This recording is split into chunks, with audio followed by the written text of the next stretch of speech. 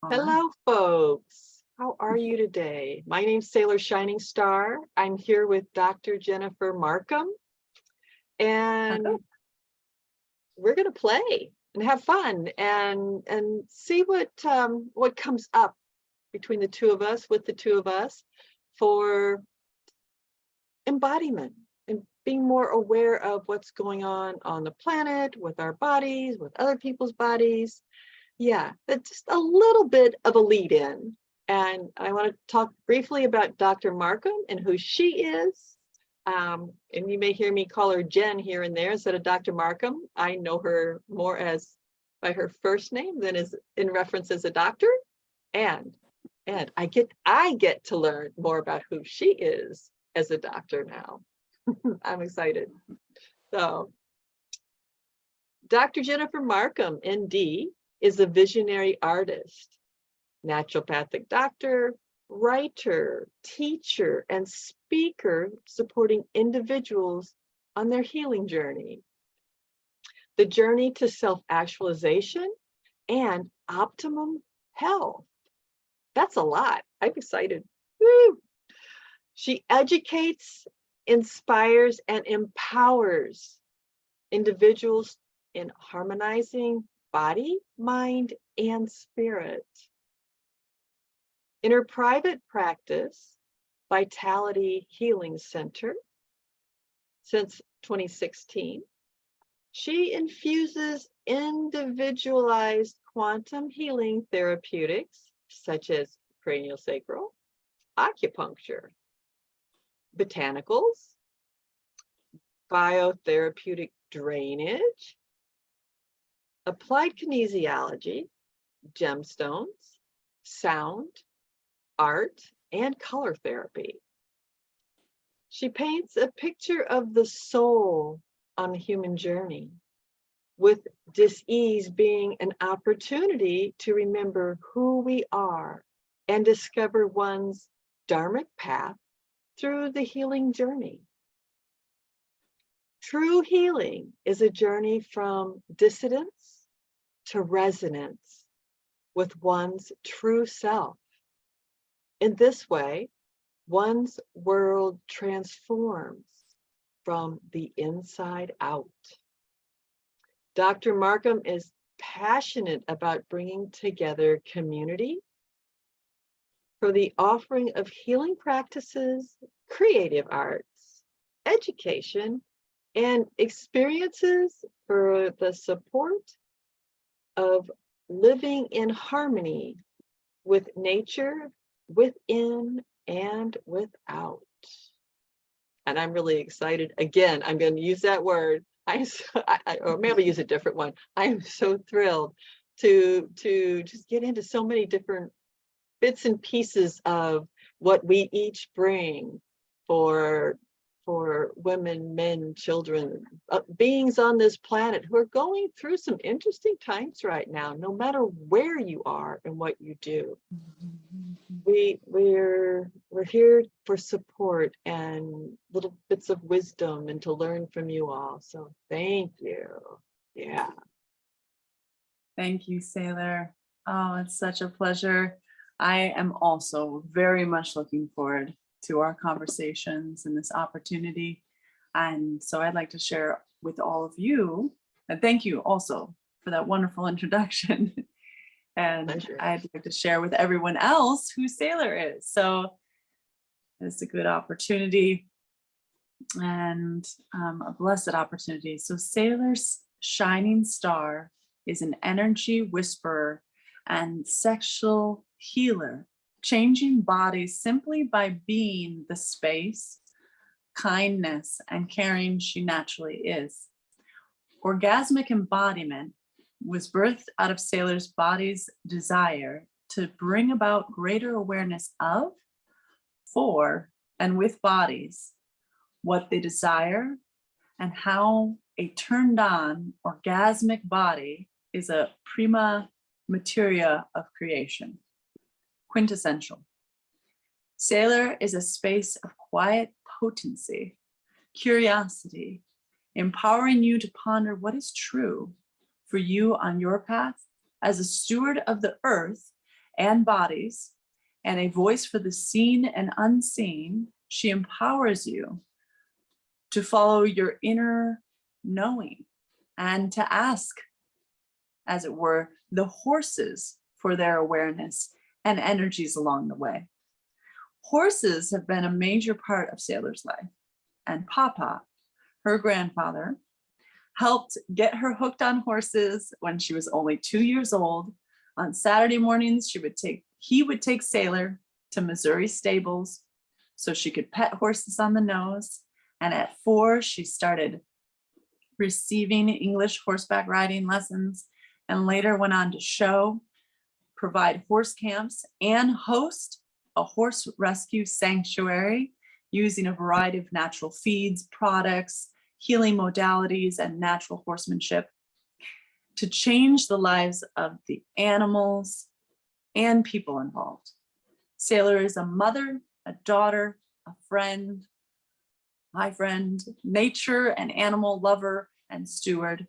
She has within her repertoire being an access consciousness bars and energetic facelift facilitator, a happy mouth generative and restorative energetic systems of healing facilitator, Akashic records consultant, Reiki master, rebirther, Waldorf early childhood teacher, and co-creator of Infinite Possibilities with Horses.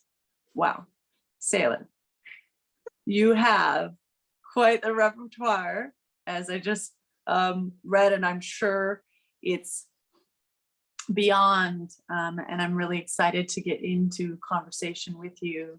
Had the pleasure of having our interactions up to this point and just knowing you've had extensive experience. But my number one question for you, Sayler, is what is orgasmic embodiment?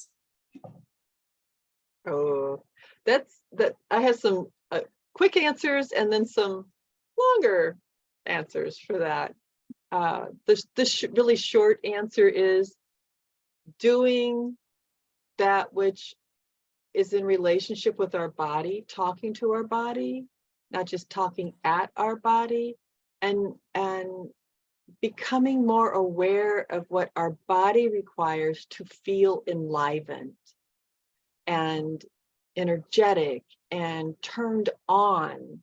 It in orgasmic embodiment is, yes, being turned on with the body and orgasm. And my interesting point of view is the energy that then when we get that going, and not necessarily having anything to do with sex, and it could, but when we get that energy going, that's where creativeness comes from, especially for women. I don't know so much about for men, but for women, yeah. When I can stay orgasmic and turned on, I have more enthusiasm for life, and my body's much happier, because part of that is literally having conversation with her, for her, because it's our physical body that requires, in most places, food, clothing, shelter, some exercise. Yeah, so our infinite being, our soul, what have you, it doesn't really need anything. It's already infinite. The body, however, yeah, when we can include the body in our life, what would you like to drink? Or not even what would you like to drink? Would you like something to drink? Would you like something to eat? What would you like to wear today? Do you want to go exercise today? All of that stuff. When we start that, our bodies get turned on. Because most of us were brought up to ignore our body. Yeah. Absolutely.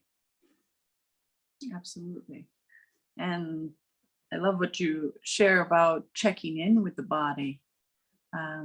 Very much so on a spiritual journey as human beings.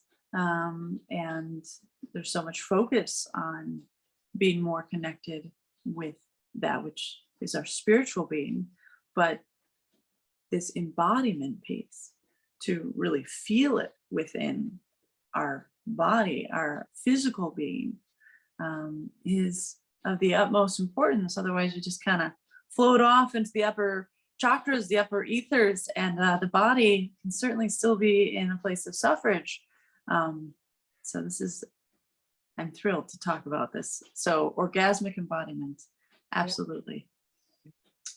Sounds yummy, and absolutely not necessarily coming from, we're just talking about, sexual things here, talking about what truly feels amazing and is a signal from our own being as to, is this right? Is this what I want?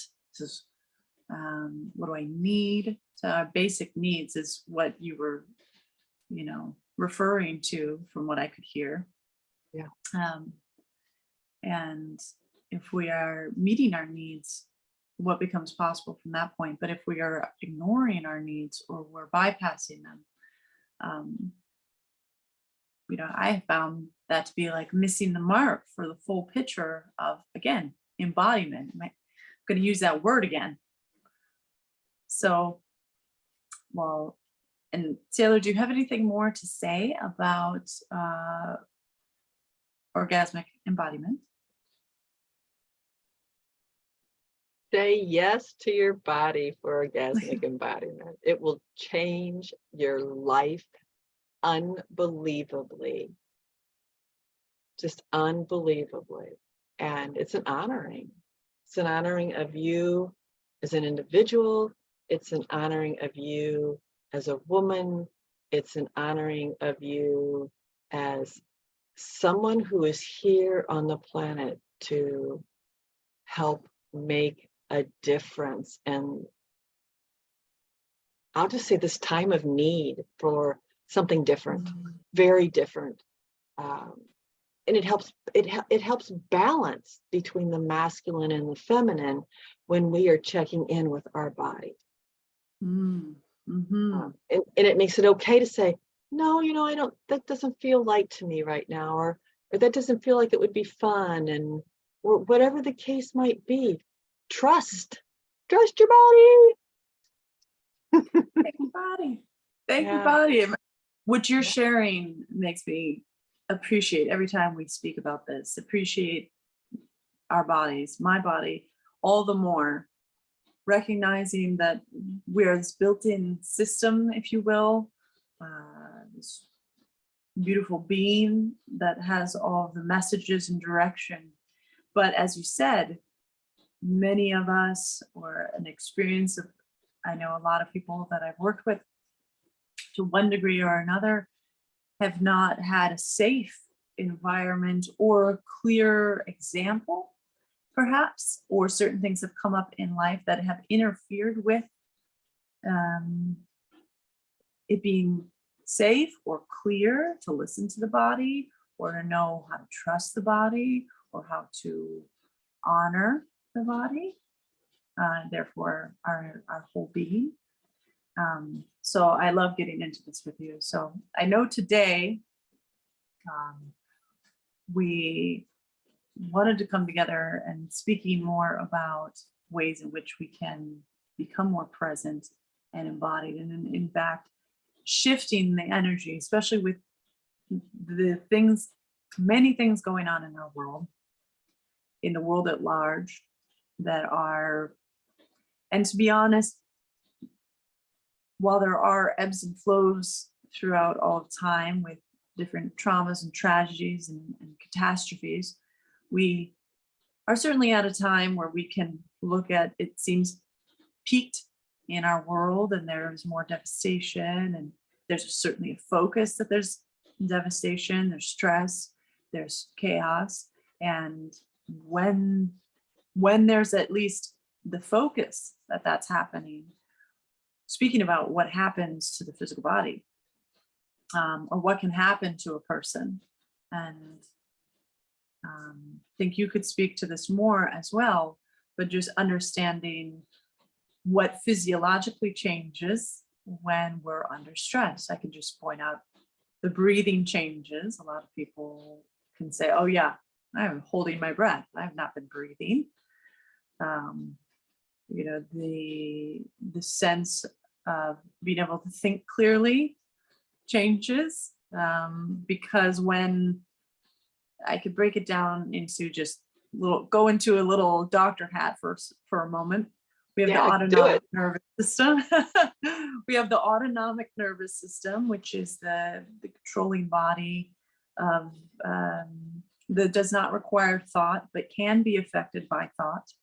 And it's broken into two components that are, if you think about the nervous system, generally speaking, it's like the captain of what's happening in the body. So the autonomic nervous system, you probably heard this reference, parasympathetic and sympathetic. The parasympathetic is the rest and digest component of the nervous system. So it's for like when our body should be healing and how our body should be digesting and what should be happening when we're sleeping, truly in a calm, healing, restorative type of place, or at least this balance of what part of the nervous system is functioning during parasympathetic activation.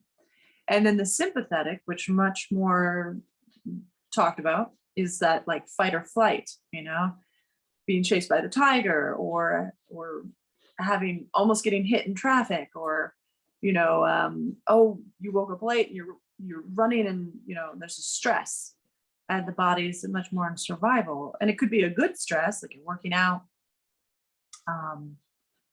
and it could be like a really negative, unexpected, chaotic stress. And what is of utmost importance when I'm working with anybody, but this is coming into our conversation right now, is what happens when we get triggered into the sympathetic state, which is necessary, right? If we didn't, and we need to run away, or if we didn't respond, if the nervous system didn't respond when it needed to for this case of survival, we would have another problem. But what happens when we do respond? The nervous system gets activated, and we don't necessarily need to run away from something, but there's an emotional component to this, that the nervous system then has a sense there's trauma happening. There's something I need to get away from. I mean, it can be felt physically, viscerally in the body, but how do we support the nervous system to come back into balance, for the body to be safe, for us to embody and balance again, because we need to rest. We need to think clearly. We need to be able to digest, you know, and the long-term effects of staying in the sympathetic state are well documented, well understood. You know, healing does not occur. The body puts on more weight or wastes. It depends on the composition of the individual, but basically there's imbalance. And I'd love to talk to you about your perspective here with what happens when we are experiencing trauma, either directly in our life, or we're seeing it on the news, or it's happening around us. And how do we support our body, our being, to not just stay caught or stay triggered into that very stressed fight or flight response that is natural. But if we stay there for a long time, it only degrades our ability to heal and to create and to be feeling safe, and you know, on and on. So please. Yeah. Gosh, I know we both have a treasure trove of tools to work with these things.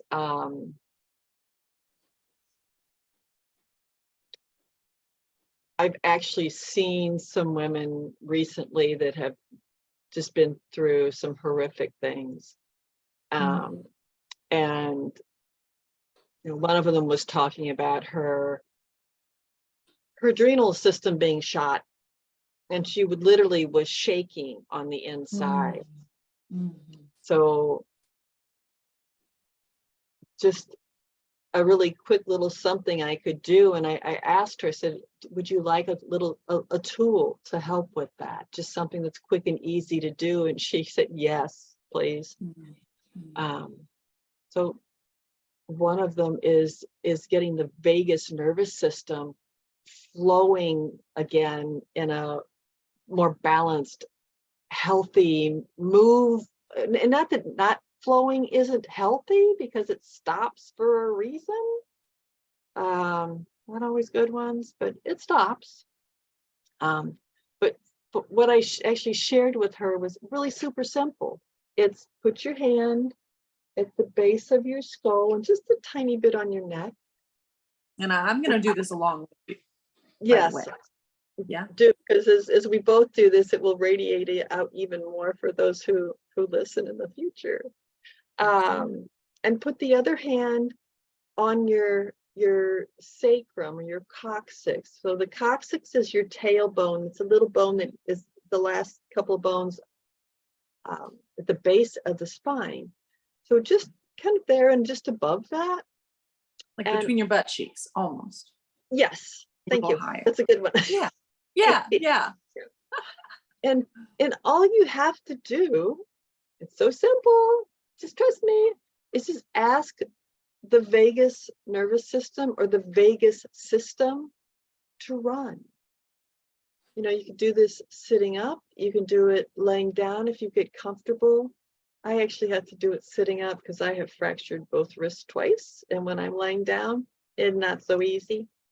So yeah, and ask, and then simply be with your body. You know, if you feel, and I'm going to do this, not trying to. Yes, but what's happening there with you yawning? Yeah, it's a shift in your nervous system. Moving energy. Yeah, shifting things. Some people burp. You know, just different things that different bodies have taken on for shifting energy. And what I'm aware of as I'm doing this is my heart rate slowing a little bit. My whole body being more relaxed. And there's a shifting in the back of my, well, it's not just the back of my brain, but I can feel the energy changing literally in my brain, the frontal lobe, the fight flight, and this. So part of my challenge is my main language is energy. So then transferring it from the energy to words, for those who aren't necessarily doing this at the moment, or might be and might not be as aware of the energies with their body. And if you're one of those people who is not, and I'm going to go ahead and put my hands down now. If you're one of, if you're one of those people who is not super sensitive to energies, or possibly even overly sensitive to energies, please don't judge. Please don't judge. Just simply do the activity and know that as you do this, and the longer you do it in a session, or the more times you do this, that you will become aware of the shifting for and with your body and in your body. And I separate those out for a reason. So our soul, our infinite being, is doing this with our body, and we are doing this with our body physically, for the body, and it affects in the body. And I like to acknowledge all of that, because my body loves it when I acknowledge her and the changes. And yeah, absolutely. So I want to give a little feedback, just from the personal experience in this moment. And also because I think it's good to, a lot of people have heard of the vagus system, but some people may not have. And just to do a little education on that part, vagus nerve comes down from our brain, through our skull, down inside the body, through the diaphragm. And then many people may have heard it referred to, if we even just focus on the breath and really expand the diaphragm, we're affecting the vagus nerve. But what you're referring to in doing this exercise very much reminds me of, so the innervation of the vagus nerve also goes to the entire intestines, but because of where it comes out in the skull and because of its effects on our parasympathetic nervous system, when we put the hand on the back of the occiput, the back of the head, and on the sacrum, as it were, this is very much like craniosacral. We're supporting the movement of the cerebral spinal fluid, the connection of the very subtle levels of the fluid that is sort of a life force in our body. And then I love how I'm talking about the science part of it, which I can nerd out all day about, but you are speaking to, let's just simply put, when we did that, put one hand base the head, put one hand on the sacrum there at the base of my body, and just ask for the activation of the vagus system, and just took a few breaths.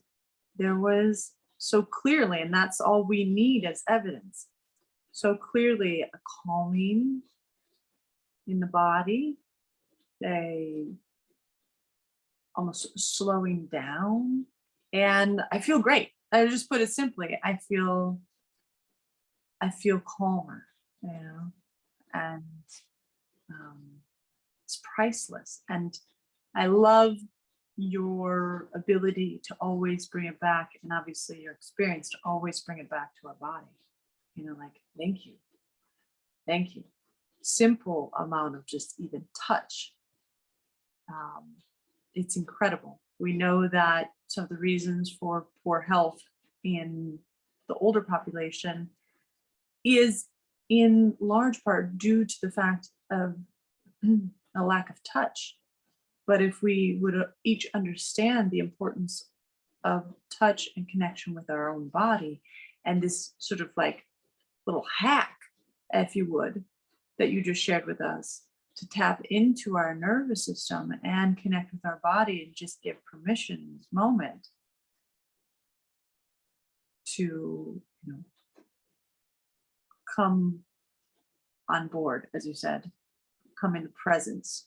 So that's my little I'm gonna nerd out a lot. Maybe I can refer to that in another way. It's my doctor mind. It's the way in which I think about the body and its functions. But in essence, we don't need to understand, and that's actually really the beauty of embodiment is, we can understand, and knowledge is great and knowledge is power. But what's more effective is when we can check in with the body. And I love what you brought up also for those who are sensitive, or those who are maybe not, if you've never done something like this before. And what you just suggested, it's like, well, I don't feel anything, or what am I supposed to be feeling? Or I feel so much, or even emotions may arise and whatnot, just not judging. Great tool. Great practice. So thank you for that. And I think you might have some others to share with us. I'm eager to know even also your experience with this and whatever you'd like to share.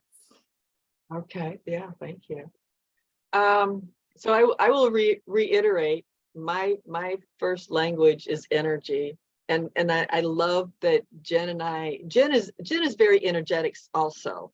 And she has the scientific background and the knowing, the verbiage that can put words to geek out for those people who like that end of things. And it's not that I don't like that end of things, because I do like researching.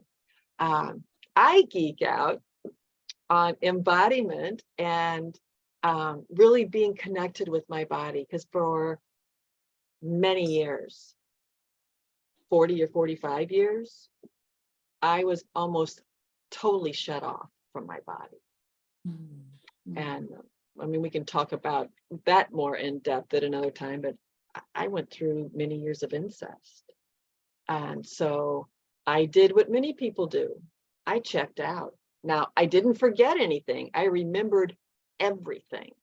I just disassociated and left my little body, my sweet body, to fend for herself and all of that, which as a child was necessary. That's the only way I knew how to deal with it, and actually could deal with it then.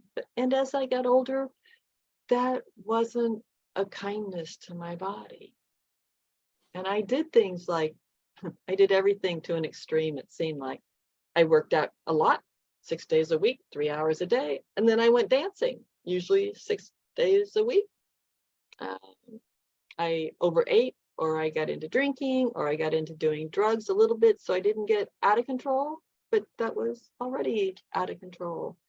I bought things, just had sex. Orgasmic embodiment was about healing this body so that there weren't so many repercussions going on.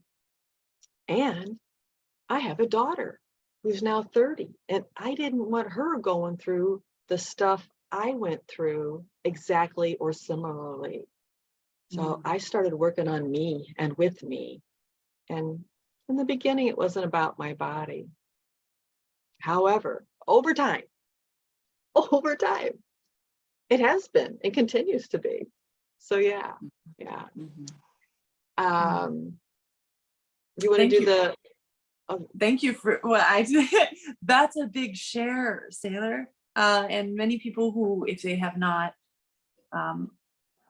heard any previous share from you in orgasmic embodiment, what you just brought up is immense, and speaking to, and you're not alone in this experience, as you know, and you bring up, what you bring up is, I think, can be relatable to so many people. I know so many women, and let's just speak to that, whether it be physical traumas, which is unfortunately, I have to say, most women that I have spoken to in my life have had some form of sexual abuse. And I know I'm using that word because that is what most people understand it as. That's the normal terminology. Most people would understand. But basically, experiences that were probably against one's will is rampant among I'm becoming to understand not just the female population, but the population at large, and amongst everyone in some form or another. And sort of this experience for many to not be safe to be embodied, and that, like you said, the safest thing, the thing you need to do, which I can go into my very own stories that very much understand, is to disassociate from body, disconnect. Like the only way to process it, it's psychological response is to disassociate from the body. And I think that there's so many more people walking around not fully in their bodies without awareness to it, due to different types of traumas. It can be like one incident, or it could be multiple incidences. And interestingly, to see the pattern that you spoke of, that you experienced in life, of you might have seemed really embodied too. I mean, you were super active and very active and doing a lot with your body, and, you know, kind of in a place of control with the body and a lot of work with the body. And amazingly through the journey, you know, awareness to heal. On some level, that didn't necessarily mean you're not speaking to, well, I'm still working out that much. And I have seen that pattern as well. Something interesting. I don't want to label it that everyone by any means, you know, who's being extremely active is just hiding something or running away from something. But there is, I have to say, a theme, and I can speak to it from personal and professional experience. That same thing, being disembodied, separated from one's body as a mechanism of escaping trauma, and then using things to numb and to soothe, and that including also being extremely active. Yeah, extremely active physically, which is often praised. It's praised in our world, you know, great, yeah, oh, that's awesome that you're just working out so much, and you're doing so much, and doing instead of just being. Where's the being in this? Where's the being? And I'm touching my body, and if you know, my chest, my heart, my belly right now, you know, gratitude for this journey, which has actually brought us together, being able to talk about where I am in my journey. So much importance and focus in the last year, I would say, especially to, okay, but what does it really mean to be in the body, and to be really present with our body and love every aspect, and also brings up the factor of, as a woman, the comparison about what the body looks like. I mean, that's a whole other conversation we can get into. Yes, a long one, a very long one. A very long one, that's right. But thank you for sharing that, because you bring up something that's your own unique experience, which I love to hear, because look at how I can read from your credentials, but knowing from what we've spoken about, the support that you've given other people along the journey through your own experience. And isn't that what we're each doing through our own healing, through our own understanding? We're giving permission or allowing others to know, hey, you're not the only one who might not feel connected to your body. Like, we don't know until we know just how much we might not be really embodied, or how much we are separated. And it might not be in every circumstance, but certain things may trigger us to be, oh, it's not safe to be in the body. And I don't know how to listen to what's happening in the body. And so I love that first practice. And thank you for sharing what you did. Oh, you're welcome. And I'm realizing in the beginning, I mean, you were asking me about orgasmic embodiment. So I did a radio TV show through a particular network for a year and a half on orgasmic embodiment, and looked at many different ways to turn the body on. Breathing was one. Asking questions and follow through is another. I mean, just movement, lots of different ways to be with this body or your body, and bring her back online, and daily or multiple times a day or momentarily, depending upon what's going on in the world around us and how sensitive we are to either, or aware to what's going on to the person next to us or on the other side of the planet. I mean, there's just so much. Yeah. You bring up that's exactly, we're getting right into it. How do we check in with the body? How do we become orgasmically embodied, just embodied, you know, and then discovering what that means and how amazing it can feel to truly come into the body in a safe way, in an honoring way. asking the questions, using the Mhm. verb, being able to just talk about it. It's this incredible power to be able to speak to what is occurring or isn't occurring without shame as well, with understanding of being heard and understood. And amazingly, just such a prevalent experience in the human journey. If I would to say again, for whatever reason, a lot of beings walking around not quite in the body for one reason or another. And Mhm. I love that we're getting into the conversation of, well, let's be here now. Let's be here now. And what is that? In our physical body, not just in a, spiritual bypass. Let's be here now. Let's always focus on, the third eye and beyond, and nothing wrong with that, which you and I, we both agree, but Mhm. just in the sense of also there's a physical body and there's signals that come from the body. And again, yeah, the sensitivity of what's going on in the world around us, how that affects our bodies. It might not even be something directly that's occurring for us or that just happened. And so this woman that you were speaking about, who recently experienced something quite traumatic in her world, and she was physically vibrating. So when she did this, did you show her, you showed her the vagus Mhm. activation, and then did you show her something else? I know that you have a few other things up your sleeve, I which we I wanted do to have share. some other things up my sleeve. So that particular woman, I just showed her one thing because Okay. I'm in a store. I'm helping people find things that they can use for stress or energy or all sorts of things. I work in a vitamin room.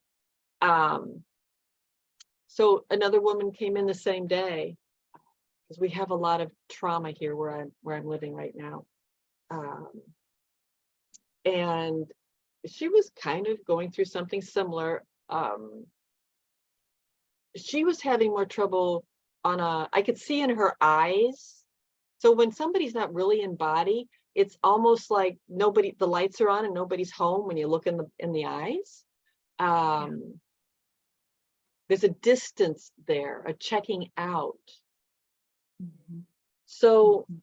with her and asking again her permission, which is one of those things that is a turn on once bodies start coming back on, is to be asked permission to do something with them. 100%. Whether we're 100%. asking our body or like I might ask, would you all like to try this technique or to do this technique with us as I walk us through it? And I will keep it shortened. There's longer versions. And what this does is brings ease within the physical body, but it also helps shift all the energies that have gotten stuck in the infinite being or the soul, Mhm. for the most part, because when we're going through trauma and we stop breathing and we pull barriers up to protect us, we are again disassociating, trying to protect our body. However, it amps up all well, not all, but many of the protection mechanisms, and you'll be able to speak more to this, Jen. But it brings up those mechanisms that helps us check out. Mhm. So what I would like to say is, and I call this an energy flow. Basically, it helps us feel more expansive, in our heads, our brains, more spacious instead of the that goes on, that intense merry-go-round or whatever we have going on, other voices that aren't necessarily ours, but we're used to hearing them. And yeah. I'm not saying voices that you're crazy. I'm just saying you're aware. You are aware of what is going on in other people's thoughts, feelings, emotions in their world. And it is a lot, even for those of us who are aware of what's going on. I mean, I have to check in daily and multiple times a day so that I come back to my body and then expand. And so we're going to do part of that expanding and being connected with our body now, if you would like to join. So I'm really excited to do this. Yeah, and I'm already moving energy with it. So oh, beautiful. Oh, beautiful. wow. Well, if I might, just for a moment, just for what you were sharing, the sensitivity that you speak to, you know, whether we're aware of it or not, many people who could just say, I'm sensitive to other people's energy, and they have an awareness for themselves, can relate to what you were just speaking to. I can, right? Always been sensitive to other people. And I think that that's just a recognition of who we are as beings. And actually that even when we are healthy and embodied, there is a natural aspect to feeling and sensing other people. And I mean, we can just see this example of what happens when you're looking at a picture or you're looking at somebody else smile. You may just, you know, like the studies show, you're apt to just smile. You know, we mimic. You see someone yawn, you start yawning. You know, well, there's reasons for that as well. But, you know, just from the simple, not that we're so base, but because we share, you know, talk about our energy field, you know, so just proximity, but sensitivity. So this sensitivity can make us be like these sponges and be affected by others' energies. And it's just good to hear you share, you know, there's not some absolute mastery point. It's important to check in with our own being in sometimes multiple times a day to say, oh, you know, what I'm feeling, what I'm around, what I'm experiencing. Let me bring it back here to myself. But it's not just about being in center, as you're talking about, not just about being in one's little cocoon in this circumstance. What I'm getting sense of here, and I have a little hint, is that we're talking about a greater expansion. So I'm excited. I'm excited for this. I am open to the invitation for this practice that you're about to share. Thank you.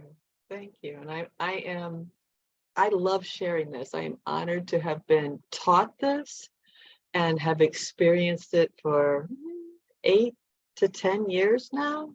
And it is part of my daily practice, as long as I don't get into the doing mode and forget, which can happen if you're working and have family and just and yeah.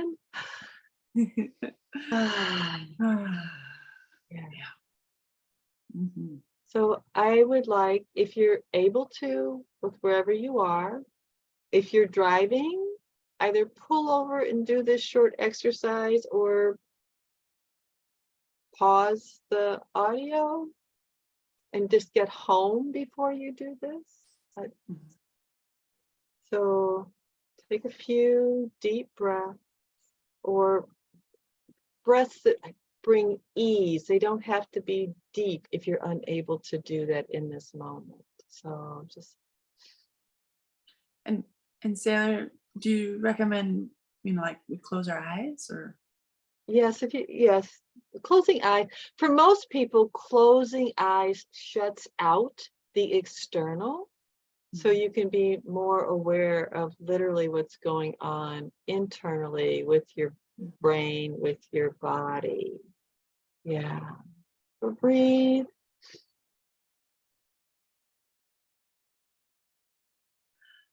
And if you yawn, let it out. Let that energy move. Or if your body has other ways, jerking or burping or whatever it does, let it happen. Let it happen. And now, most of us are going to be sitting. If you're not sitting, if you're laying down or leaning against a wall, whatever that might be, I'd like you to be aware of 3 points where your body is touching something else. Could be your feet on the floor. Could be your back against a chair or a seat.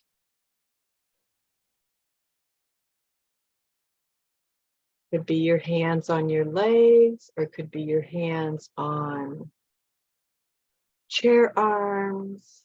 If you're sitting in the car, it could simply be your hands on the wheel. Or your head against the back of the chair or a headrest. Just connect with those 3 places and be present.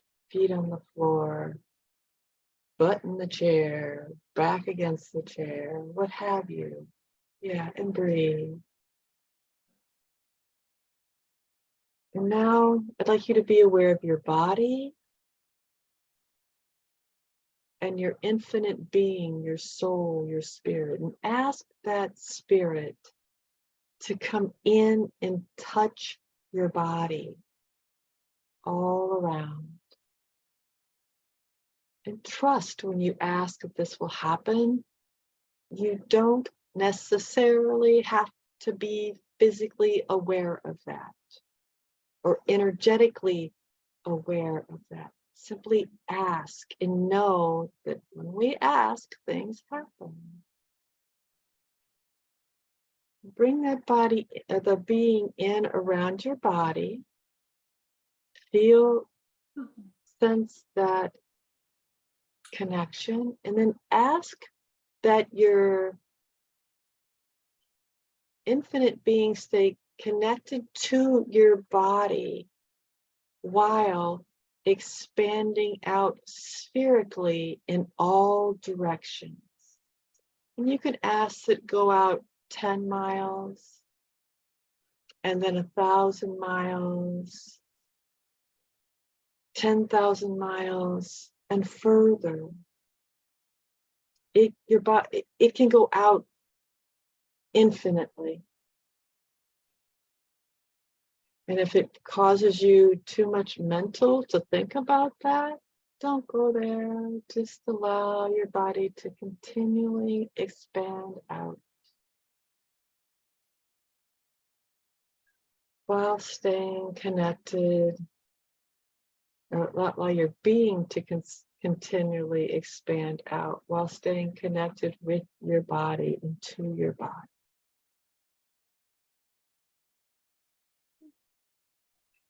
Yeah.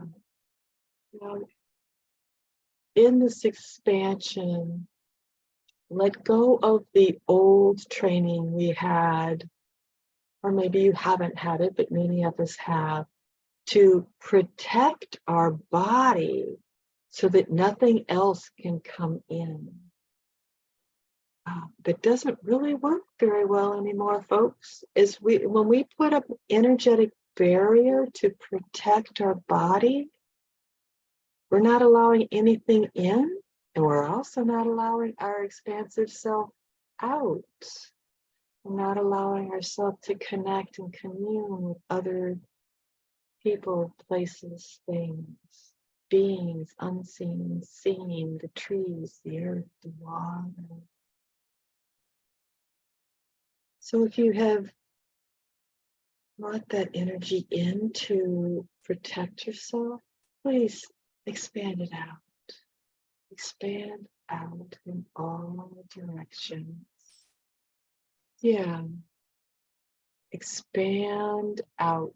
And if my voice got too soft and it's not being picked up on the audio, I apologize.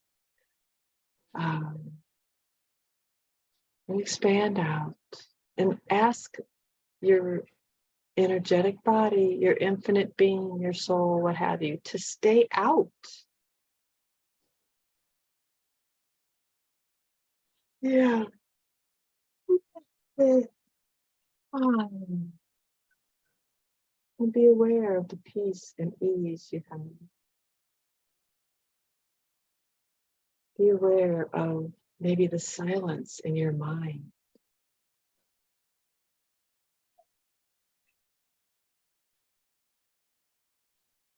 And that expansiveness where we are more than just our body and the connection with and to our body.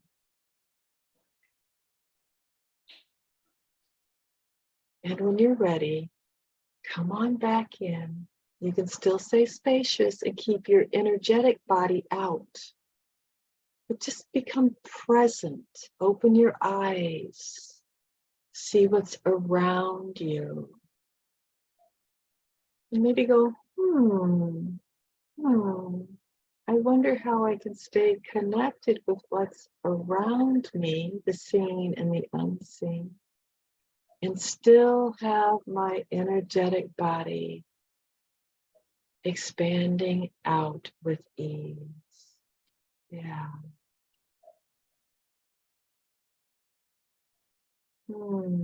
Thank you for that opportunity. I want to say, Jen, the formality is dropped with that.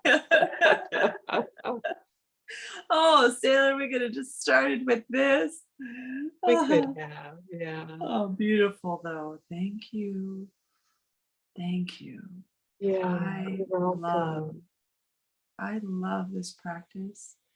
And I think the first time that I may have had exposure to it was maybe directly connected to Kundalini yoga, or that rings a bell for me.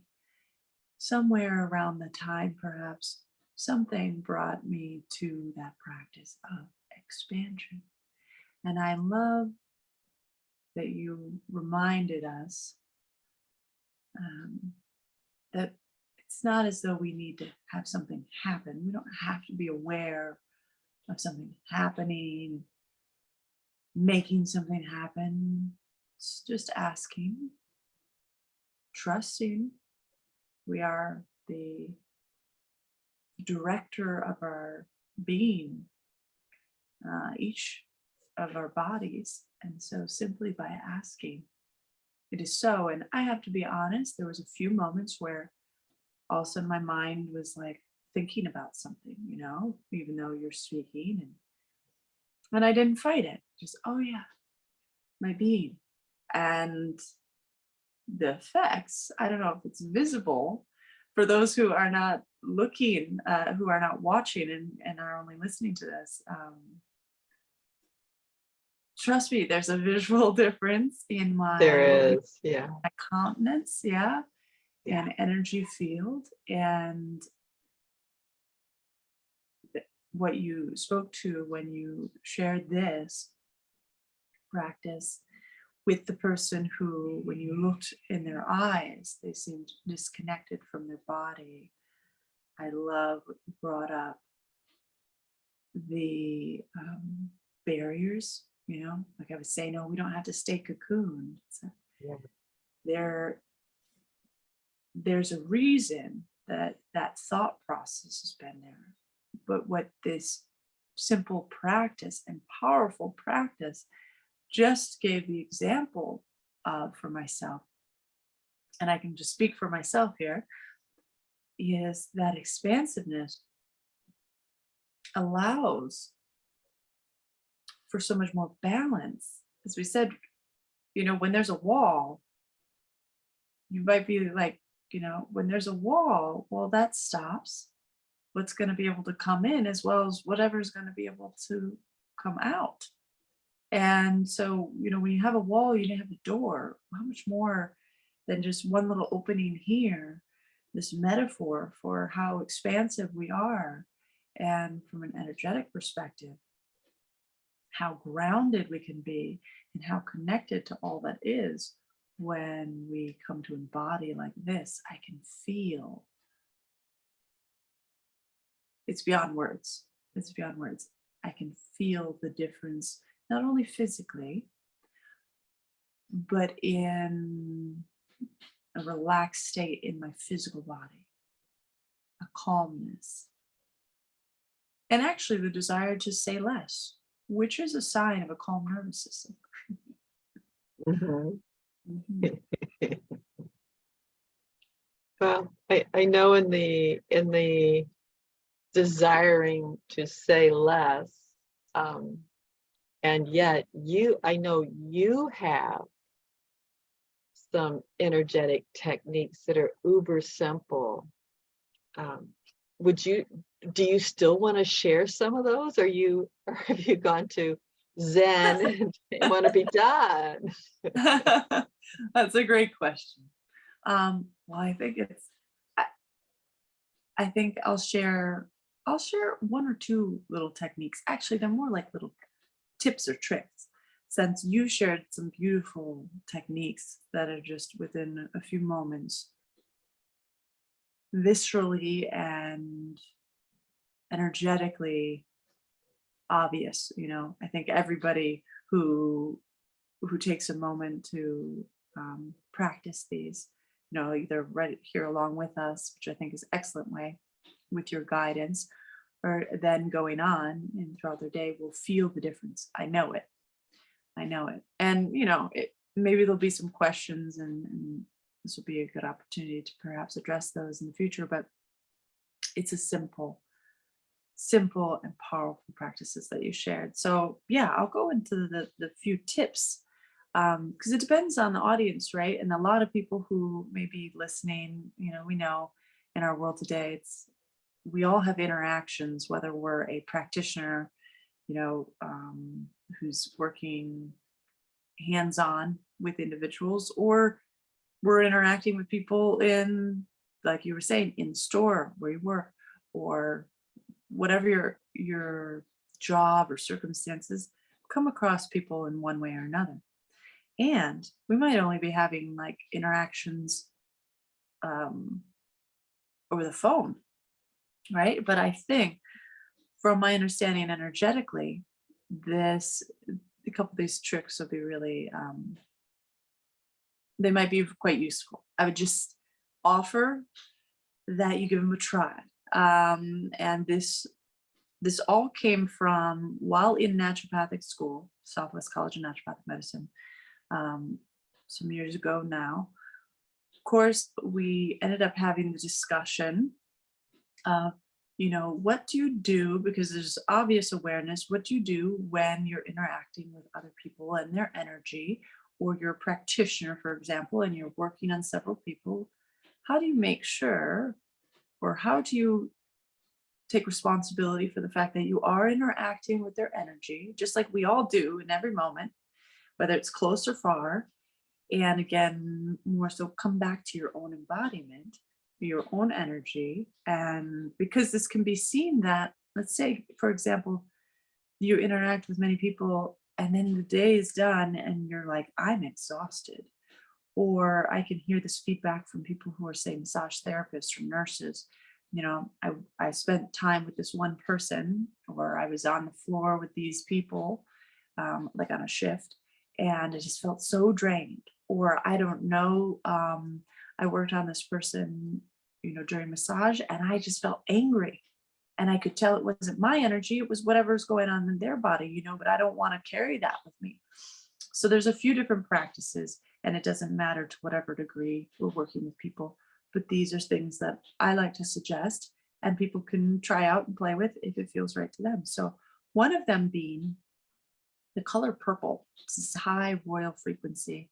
We know purple relates to the crown chakra, and so the spiritual body, and the frequency of it on the spectrum of color is one that is protective for energy. So I'm holding a few bands. They're specifically um, TBM bands. That's total body modification. I specifically did not study that modality, but studied applied kinesiology and other modalities where we're hands-on and we might see many people at once. And the idea with these prepped bands is great, but all one would need to do is even consider wearing purple, shades of purple. But I've seen this, people would just take a nice purple thread and tie down the wrist, each wrist, especially if you're doing body work, touching person. Or wear red underwear and, you know, a purple shirt and, or purple underwear, or put purple somewhere on your body so that you have more of an energetic protection, or a gemstone like an amethyst if it's appropriate for you. So there's a use of the color purple for the protection, not necessarily barrier, but almost like a mirror type of energy. The purple will allow a deflection, or to be able to spiritually or energetically interact with another being, which is really at the essence all we're ever doing, but without taking that on, right? So it's a protective, supportive mechanism, little trick. And then at the end of the day, some of the other modalities, methods rather, that we would use, I know practitioners who put a Himalayan salt lamp in their room, or they put a pile of Himalayan stones near their doorway, or mix a little bit of, would it be rubbing alcohol or isopropyl alcohol mixed with salt in a spray bottle, and spraying the space between each session, or spraying, you know, the bed or the entry door, the exit door. And then speaking of coming home or about to leave the office, and again, I am referring to things as a practitioner, but this could apply no matter, again, what you do. You know, you're at the grocery store, you're checking people out all day, you come home, or you're a school teacher around kids. So whether it's positive or whatever, it doesn't have to feel like you're in a negative experience, but handling your energy, go and do a salt bath, Epsom salt bath, or maybe you don't have time for a bath, or you don't have a bath, just have some salt by the sink and do a little scrub, you know, with an intention, just, you know, the energy that's not mine, you know, maybe close your eyes for a moment and just intention, and washing your hands with a little bit of water, soap, salt, you know, all that energy that is not of me, you know, may it return to where it has come, and all the energy that of mine that might be still out there somewhere, you know, just of awareness, bring that back to me now, wholeness and complete, you know, and then rinse your hands, or take a bath, or take a shower, scrub the body just lightly. I mean, if we're talking, you're doing this thing every day, I'm not talking about getting out the scrub and exfoliating your skin like you were trying to exercise the demons, you know, I'm talking about just this intentional. And the reason salt is because of its mineralization, its connection, its element of our body, connection with the earth, its grounding. You know, it's similar to if we are doing a lot of hands-on work with others, but we really want to ground ourselves, we can talk about these things that help us to be embodied and deal with the frequencies that interfere with us. So wearing natural fabrics like linen or hemp or bamboo, especially being barefoot on the earth, grounding. So salts, similar, you know, things that are made of the basic compounds of our body or this earth will help discharge chaotic energy, help to ground us. And of course, if I shouldn't say if all else fails, but I want to say if all else fails, eat chocolate, drink water, and eat salt. But you know, Yeah. yes, actually, yes. It's really important. I will have a little bit of water, I'll have some dark chocolates, I'll have a little bit of salt and or cacao. You know, it doesn't have to be something that has sugar, but you're just using it as a little way to ground, a little way to bring presence to the body. So yeah, those are just a few tips to use no matter what you do on a day-to-day basis, and maybe add in on some regular basis whether you do it daily or, you know, something you do when you think of it. It's just the use of the colors, the use of salt. There are several more, but I think that that's a great basic place to start, and those are extremely effective. That's a lot of tools, simple tools today to be able to take into your life and use them all, or use one, or don't use any of them on a particular day. And what kindness would it be to your body to start using some of these tools to create a relationship with your body, either just starting to create that from a place of kindness, or furthering your relationship with your body to have, you know, orgasmic embodiment, and create from that space and place of what's next, what can I do for the planet, what's next for me, you know, is, if I do this, is it going to create greater, will I have fun? There's lots of different ways to use and enjoy these practices. Actually, the only limit is what's between our ears. Absolutely. You speak to it so clearly, and I think this is a great invitation, because why are we talking about this again? You know, why are we talking about let's be embodied? Because we're not living in a little incubator. We're not, you know, most of us are not able to just completely separate, shut out the world, you know, not have any interference, not know anything that's going on.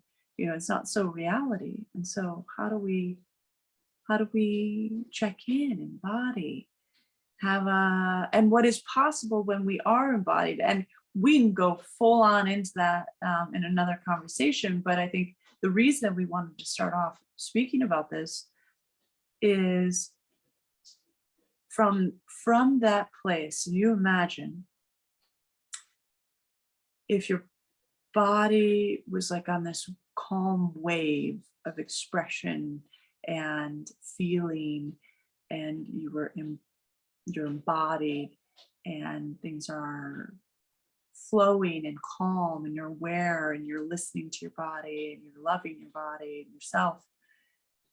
From that place of how that feels, which I think people will get, if they haven't already, will get an experience of from just doing these simple practices. From that feeling in your body, you imagine what is possible if this is the energy which you exist within on a day-to-day basis, versus chaos, shallow breathing, the mind's constantly going. You know, the mind will go, but how quickly we can shift the focus on mind, thoughts, the what to do, the da da da da da da da, when we are present with the body in these powerful ways that you've had years of experience with. And in this short hour, you know, we've really, I'm just grateful to have started at this foundation, and invite everybody to try it out for themselves. That's it. That's the idea. And and that's right. You know, no shame or blame. It's not surprising. There's a lot of thought, and am I doing it right? And is this gonna work? And, you know, judgments and questions, and the mind, what's between the ears, right, can get in the way, like you said. But trust your body has wisdom. I mean, before you had thought as an adult, it was pretty simple. You know, the body has immense innate wisdom, which is partially why there is a sense of leaving the body as protection. You know, the soul or energetic body being kind of separate. But when we have awareness, simply by bringing awareness and saying, let's come back together. Let's work in concert. Let's work in harmony. Let's come together. Body, mind, spirit, energetic, vibrational being. You know, this is orgasmic embodiment. This is quantum embodiment. I am so excited where our conversations are going to go. And I thank you for sharing your time with me today, sharing this time together so that we can sort of dive into being present and being embodied, being within ourself wholly, holistically. My pleasure. Thank you too. You know, what else can we create and help change in the world simply by being willing to be here and speak of things and inviting others to join us and try some of these techniques and share it with your partners, share it with your children, share them with your coworkers, someone who is willing to receive from you. If you're just starting out, don't try to convert everybody because it might be a little tough. Yeah, and ask somebody if they'd like to learn something or try something new. See what happens. Yeah. Invite. Yeah. Invite. Yeah. I love it. All right. Okay. Well, Well, wonderful. Until next time. Yeah. So we'll be here wherever here is. Day, time, place that we will post, and we will have more. Absolutely.